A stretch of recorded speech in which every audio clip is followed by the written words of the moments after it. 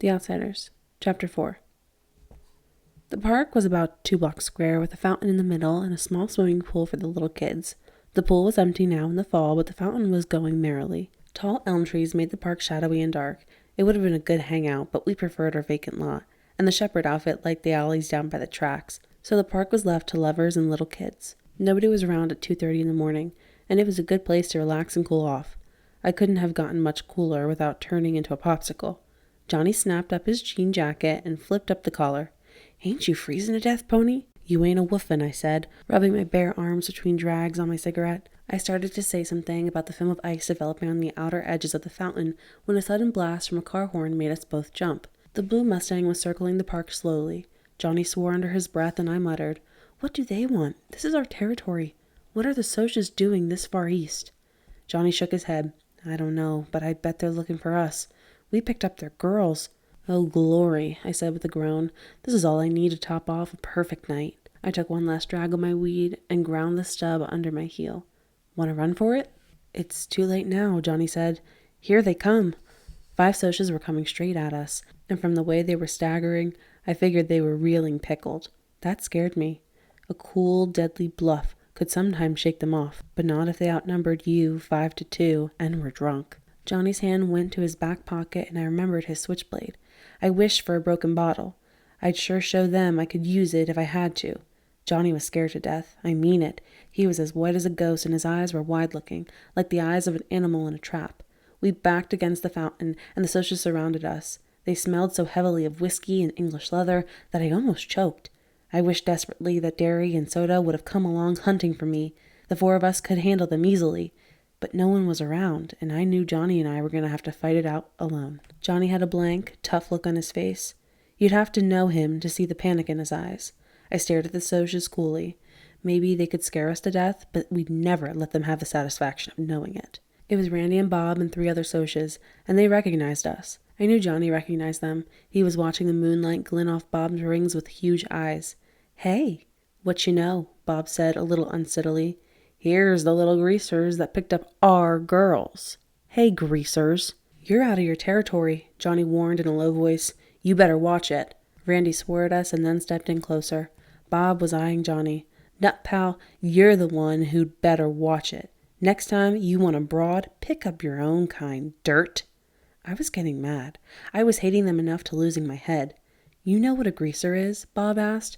"White trash with long hair." I felt the blood draining from my face. I've been cussed out and sworn at, but nothing ever hit me like that did. Johnny Cake made kind of a gasp, and his eyes were smoldering. "You know what a Soc is?" I said, my voice shaking with rage. "White trash with Mustangs and Madras." And then, because I couldn't think of anything bad enough to call them, I spit at them. Bob shook his head, smiling slowly. "You could use a bath, greaser. A good working over. And we've got all night to do it. Give the kid a bath, David." I ducked and tried to run for it, but the Soc caught my arm and twisted it behind my back and shoved my face into the fountain. I fought, but the hand at the back of my neck was strong, and I had to hold my breath. I'm dying, I thought, and wondered what was happening to Johnny. I couldn't hold my breath any longer. I fought again, desperately, but only sucked in water. I'm drowning, I thought. They've gone too far. A red haze filled my mind, and I slowly relaxed. The next thing I knew, I was lying on the pavement beside the fountain, coughing water and gasping. I lay there weakly, breathing in air and spitting out water. The wind blasted through my soaked sweat shirt and dripping hair. My teeth chattered unceasingly, and I couldn't stop them. I finally pushed myself up and leaned back against the fountain, the water running down my face. Then I saw Johnny. He was sitting right next to me, one elbow on his knee, and staring straight ahead. He was a strange greenish white, and his eyes were huger than I'd ever seen them. "I killed him," he said slowly. "I killed that boy." Bob, the handsome Soc, was lying there in the moonlight, doubled up and still. A dark pool was growing from him, spreading slowly over the blue and white cement. I looked at Johnny's hand. He was clutching his switchblade, and it was dark to the hilt. My stomach gave a violent jump, and my blood turned icy. "Johnny," I managed to say, fighting the dizziness. "I think I'm going to be sick." "Go ahead," he said in the same steady voice. "I won't look at you." I turned my head and was quietly sick for a minute. Then I leaned back and closed my eyes so I wouldn't see Bob lying there. This can't be happening. This can't be happening. This can't be... You really killed him, huh, Johnny? Yeah, his voice quavered slightly. I had to. They were drowning you, Pony.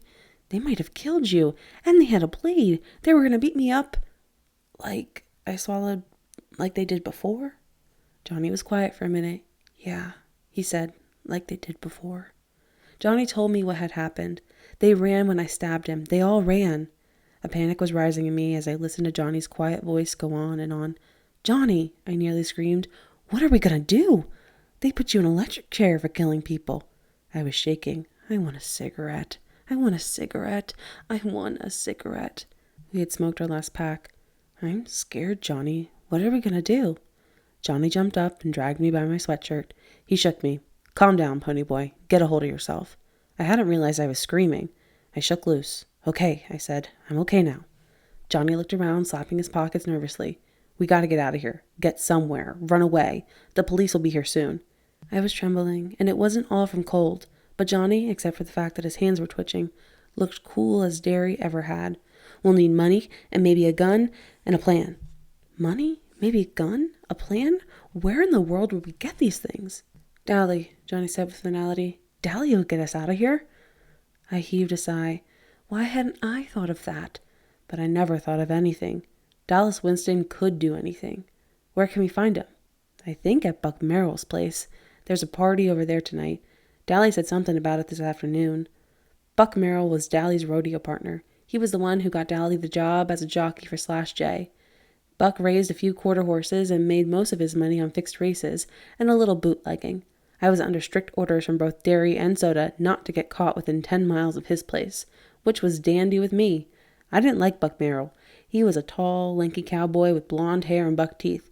Or he used to be buck-toothed before he had the front two knocked out in a fight. He was out of it. He dug Hank Williams. How gross can you get? Buck answered the door when we knocked, and a roar of cheap music came with him. The clinking of glasses, loud, rough laughter, and female giggles, and Hank Williams. It scraped my raw nerves like sandpaper. A can of beer in one hand, Buck glared down at us. What you want? Dally, Johnny gulped, looking back over his shoulder. We gotta see Dally? He's busy, Buck snapped, and someone in his living room yelled, Aha! And then, Yee-haw! And the sound of it almost made my nerves snap. Tell him it's Pony and Johnny, I commanded. I knew Buck. The only way you could get anything from him was to bully him. I guess that's why Dallas could handle him so easily, although Buck was in his mid-20s and Dally was 17. He'll come. Buck glared at me for a second, then stumbled off. He was pretty well crooked, which made me apprehensive. If Dally was drunk and in a dangerous mood...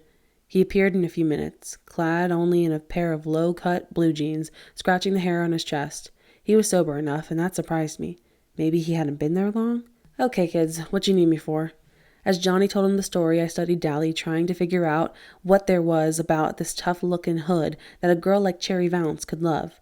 Tow-headed and shifty-eyed, Dally was anything but handsome. Yet in his hard face there was character, pride, and a savage defiance of the world. He could never love Cherry Vance back. It would be a miracle if Dally loved anything. The fight for self-preservation had hardened him beyond caring. He didn't bat an eye when Johnny told him what happened, only grinned and said, Good for you, when Johnny told him he had knifed a Soch. Finally, Johnny finished. We figured you could get us out if anyone could. I'm sorry we got you away from the party. Oh, shoot, kid, Dally glanced contemptuously over his shoulder. I was in the bedroom. He suddenly glared at me. Glory, but your ears can get red, pony boy. I was remembering what usually went on in bedrooms at Buck's parties. Then Dally grinned in amused realization. It wasn't anything like that, kid. I was asleep, or trying to be, with all this racket. Hank Williams. He rolled his eyes and added a few adjectives after Hank Williams. Me and Shepard had a run-in and I cracked some ribs. I just needed a place to lay over. He rubbed his side ruefully. Oh, Tim can sure pack a punch. He won't be able to see out of one eye for a week. He looked us over and sighed. Well, wait a second, and I'll see what I can do about this mess. Then he took a good look at me. Pony boy, are you wet? Yes, I stammered through clattering teeth. Glory hallelujah. He opened the screen door and pulled me in, motioning for Johnny to follow. You'll die of pneumonia before the cops ever get you. He half-dragged me into an empty bedroom, swearing at me all the way. Get that sweatshirt off. He threw a towel at me. Dry off and wait here. At least Johnny's got his jean jacket. You ought to know better than to run away in just a sweatshirt, and a wet one at that. Don't you ever use your head? He sounded so much like Derry that I stared at him. He didn't notice and left us sitting on the bed. Johnny lay back on it. I wish I had me a weed. My knees were shaking as I finished drying off, sitting there in my jeans. Dally appeared after a minute. He carefully shut the door. Here. He handed us a gun and a roll of bills. The gun's loaded. For Pete's sake, Johnny, don't point that thing at me. Here's $50. That's all I could get out of Merrill tonight. He's blown his loot from the last race. You might have thought it was Dally who fixed those races for Buck, being a jockey and all, but it wasn't. The last guy to suggest it lost 3 teeth. It's the truth. Dally rode the ponies honestly and did his best to win. It was the only thing Dally did honestly. Pony, do Derry and Soda Pop know about this? I shook my head. Dally sighed. Boy, howdy. I ain't itching to be the one to tell Derry and get my head busted. Then don't tell him, I said. I hated to worry Soda Pop and would have liked to let him know I had gotten this far okay, but I didn't care if Dally worried himself gray-headed. I was too tired to tell myself I was being mean and unreasonable. I convinced myself it wouldn't be fair to make Dally tell him. Derry would beat him to death for giving us the money and the gun and getting us out of town. Here, Dally handed me a shirt about 60 million sizes too big. It's Buck's. You and him ain't exactly the same size, but it's dry. He handed me his worn brown leather jacket and the yellow sheep's wool lining. It'll get cold where you're going, but you can't risk being loaded down with blankets. I started buttoning up the shirt. It about swallowed me. Hop the 3:15 freight to Windricksville, Dally instructed. There's an old abandoned church on the top of J Mountain. There's a pump and back so you don't have to worry about water. Buy a week's supply of food as soon as you get there, this morning, before the story gets out. And then don't as much as stick your noses out the door. I'll be up there as soon as I think it's clear. Man, I thought New York was the only place I can get mixed up in a murder rap. At the word murder, Johnny made a small noise in his throat and shuddered. Dally walked us back to the door, turning off the porch light before we stepped out. Get going. He messed up Johnny's hair. Take care, kid, he said softly. Sure, Dally. Thanks. And we ran into the darkness. We crouched in the weeds beside the railroad tracks, listening to the whistle grow louder. The train slowed to a screaming halt. Now, Johnny whispered. We ran and pulled ourselves into an open boxcar. We pressed against the side, trying to hold our breath while we listened to the railroad workers walk up and down outside. One poked his head inside, and we froze. But he didn't see us, and the boxcar rattled as the train started up. The first stop will be Windricksville, Johnny said, laying the gun down gingerly. He shook his head. I don't see why he gave me this. I couldn't shoot anybody. Then, for the first time really, I realized what we were in for. Johnny had killed someone. Quiet, soft-spoken little Johnny, who wouldn't hurt a living thing on purpose, had taken a human life. We were really running away, with the police after us for murder and a loaded gun by our side. I wish we'd asked Dally for a pack of cigarettes. I stretched out and used Johnny's legs for a pillow. Curling up, I was thankful for Dally's jacket. It was too big, but it was warm. Not even the rattling of the train could keep me awake. I went to sleep in a hoodlum's jacket, with a gun lying next to my hand. I was hardly awake when Johnny and I leaped off the train into a meadow. Not until I landed in the dew and got a wet shock did I realize what I was doing. Johnny must have woke me up and told me to jump, but I didn't remember it. We lay in the tall weeds and damp grass, breathing heavily. The dawn was coming. It was lightening the sky in the east, and the ray of gold touched the hills. The clouds were pink, and the meadow larks were singing. This is the country, I thought, half asleep. My dreams come true, and I'm in the country. Blast it, pony boy, Johnny was rubbing his legs. You must have put my legs asleep. I can't even stand up. I barely got off that train. I'm sorry. Why didn't you wake me up? That's okay. I didn't want to wake you up until I had to. Now how do we find J Mountain? I asked Johnny. I was still groggy with sleep and wanted to sleep forever, right there in the dew and the dawn. Go ask someone? The story won't be in the paper yet. Make like a farm boy taking a walk or something? I don't look like a farm boy, I said. Suddenly I thought of my long hair, combed back, the slouching stride I used from habit. I looked at Johnny. He didn't look like any farm boy to me. He still reminded me of a lost puppy who'd been kicked too often, but for the first time I saw him as a stranger might see him. He looked hard and tough because of his black t-shirt and his blue jeans and jacket, because his hair was heavily greased and so long. I saw how his hair curled behind his ears, and I thought we both need haircuts and some decent clothes. I looked down at my worn, faded blue jeans, my too big shirt, and Dally's worn-out jacket. They'll know we're hoods the minute they see us, I thought. I'll have to stay here, Johnny said, rubbing his legs. You go down the road and ask the first person you see where J Mountain is. He winced at the pain in his legs. Then come back and for Pete's sake, run a comb through your hair and quit slouching down like a thug. So Johnny had noticed it too. I pulled a comb from my back pocket and combed my hair carefully. I guess I look okay now, huh, Johnny? He was studying me. You know you look an awful lot like Soda Pop the way you've got your hair and everything. I mean, except your eyes are green. They ain't green, they're gray, I said, reddening, and I look about as much like Soda as you do. I got to my feet. He's good looking. Shoot, Johnny said with a grin. You are too. I climbed over the barbed wire fence without saying anything else. I could hear Johnny laughing at me, but I didn't care. I went strolling down the red dirt road, hoping my natural color would come back before I met anyone. I wonder what Derry and Soda Pop were doing now, I thought, yawning. Soda had the whole bed to himself for once. I bet Derry's sorry he ever hit me. He'll really get worried when he finds out Johnny and I killed that Soch. Then for a moment I pictured Soda Pop's face when he heard about it. I wish I was home, I thought absently. I wish I was home and still in bed. Maybe I am. Maybe I'm just dreaming. It was only last night that Dally and I had sat down behind those girls at the nightly double. Glory, I thought, with a bewildering feeling of being rushed. Things are happening too quick, too fast. I figured I couldn't get into any worse trouble than murder. Johnny and I would be hiding for the rest of our lives. Nobody but Dally would know where we were. And he couldn't tell anyone because he'd get jailed again for giving us that gun. If Johnny got caught, they'd give him the electric chair, and if they caught me, I'd be sent to a reformatory. I heard about reformatories from Curly Shepherd, and I didn't want to go to one at all. So we'd have to be hermits for the rest of our lives and never see anyone but Dally. Maybe I'd never see Derry or Soda Pop again, or even Two Bit or Steve. I was in the country, but I knew I wasn't going to like it as much as I thought I would. There are things worse than being a greaser. I met a sunburned farmer driving a tractor down the road. I waved at him and he stopped. Could you tell me where Jay Mountain is? I asked as politely as I could. He pointed on down the road. Follow this road to that big hill over there. That's it. Taking a walk? Yes, sir. I managed to look sheepish. We're playing army and I'm supposed to report to headquarters there. I can lie so easily that it spooks me sometimes. Soda says it comes from reading so much, but then Two-Bit lies all the time too, and he never opens a book. Boys will be boys, the farmer said with a grin, and I thought dully that he sounded as corn pony as Hank Williams. He went on and I walked back to where Johnny was waiting. We climbed up the road to the church. Although it was a lot farther away than it looked, the road got steeper with every step. I was feeling kind of drunk. I always do when I get too sleepy, and my legs got heavier and heavier. I guess Johnny was sleepier than I was. He had stayed awake on the train to make sure that we got off at the right place. It took us about 45 minutes to get there.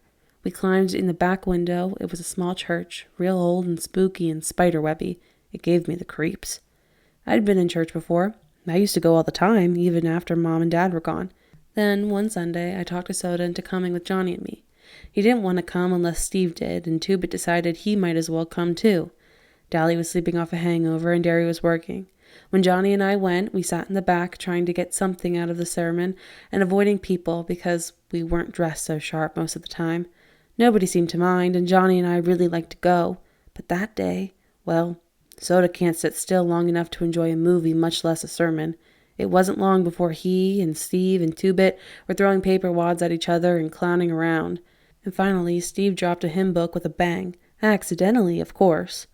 Everyone in the place turned around to look at us, and Johnny and I nearly crawled under the pews, and then Two-Bit waved at them. I hadn't been to church since, but this church gave me the kind of creepy feeling. What do you call it? Premonition? I flopped down on the floor and immediately decided to not do any more flopping. That floor was stone and hard. Johnny stretched out beside me, resting his head on his arm. I started to say something to him, but I went to sleep before I could get the words out of my mouth. But Johnny didn't notice. He was asleep too.